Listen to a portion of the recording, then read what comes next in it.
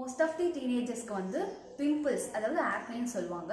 So அந்த acne vulgaris ஏன் வருது, எதனால வருது, அதுக்கு என்னெல்லாம் நம்ம ட்ரீட்மெண்ட் இருக்குது, லைஃப் ஸ்டைலில் எப்படி மாடிஃபிகேஷன் பண்ணலாம், எக்ஸ்டர்னல் அண்ட் இன்டர்னல் ரெண்டையுமே எப்படி நம்ம வந்து சேஞ்சஸ் கொடுக்கலாம் அப்படிங்கிற பற்றின வீடியோ தான் இது. ஸோ நம்ம சேனலை ஃபாலோ பண்ணிக்கோங்க. This is doctor Kavigna Saravanan. So causes of acne என்னெல்லாம் பார்த்தீங்கன்னா, எக்ஸஸ் சீபம், ஃபேஸில் வந்துட்டு ஆயில் செக்ரேஷன்ஸ் அதிகமாக இருக்கும்போது வரும். ஆண்ட்ரோஜன்ஸ் அதிகமாக இருந்தால் வரும். கிளாக்டு போர்ஸ்னால் ஒன்றும் இல்லை, போர்ஸில் வந்துட்டு சீபம்னால ஏதோ கிளாக் ஆயிருக்கு அப்படின்னா வரும். இல்லை சி ஆக்னேஸ் அப்படிங்கிற பாக்டீரியம் வந்துட்டு ஓவர் க்ரோத் ஆகுது அப்படிங்கும்போது வரும். இல்லை வேறு ஏதாச்சும் இன்ஃப்ளமேட்டரி கண்டிஷன்ஸ் இருந்தால் உங்களுக்கு ஆக்னே வரும்.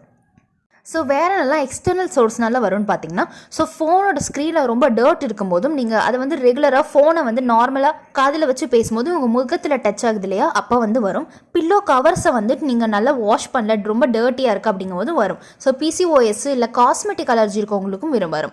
ஸோ மேஜராக என்ன ட்ரிகர்ஸ் இருக்குது அப்படின்னு வந்து பார்த்தீங்கன்னா, நீங்கள் ஆயிலி ஃபுட்ஸ் அதிகமாக சாப்பிடும்போது உங்களுக்கு ஆக்னி ட்ரிகர் ஆகிக்கிட்டே இருக்கும். ஸோ அடுத்தடுத்து வந்துக்கிட்டே இருக்கும். இல்லை மில்க் ப்ராடக்ட்ஸ், டெய்லி ப்ராடக்ட்ஸ் வந்து மெயினாக அது வந்து ஒரு ட்ரிகர்.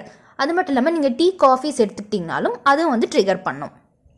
ஸோ இதோட ரெமிடின்னு வந்து பார்த்தீங்கன்னா, லோ ஜிஐ ஃபுட் நீங்கள் எடுத்துக்கணும். ஹோல் கிரெயின்ஸு நீங்கள் நார்மலாக கார்போஹைட்ரேட்ஸ் கம்மி பண்ணிட்டு ஹோல் கிரெயின்ஸும் வெஜிடபிள்ஸும் ஃப்ரூட்ஸும் நீங்கள் அதிகமாக சாப்பிடலாம். அடுத்து வந்து பார்த்தீங்கன்னா, omega-3 ஃபேட்டி ஆசிட்ஸ் நீங்கள் எடுத்துக்கலாம். ஏன்னா அது ஒரு மெயின் ஆன்டி ஆக்சிடென்ட்டாக ஆக்ட் பண்ணும். ஜிங்க் ரிச், அதாவது ஜிங்க் எதெல்லாம் அதிகமாக இருக்கோ அதை வந்து நீங்கள் எடுத்துக்கணும். For example pumpkin, nuts, egg, sea food. So அது மட்டும் இல்லாமல் ப்ரோபயோட்டிக்ஸ் நீங்கள் அதிகமாக எடுத்துக்கணும். ஃபர்மெண்டடாக இருக்க இந்த இட்லி, தோசை இதெல்லாம் நீங்கள் எடுத்துக்கலாம்.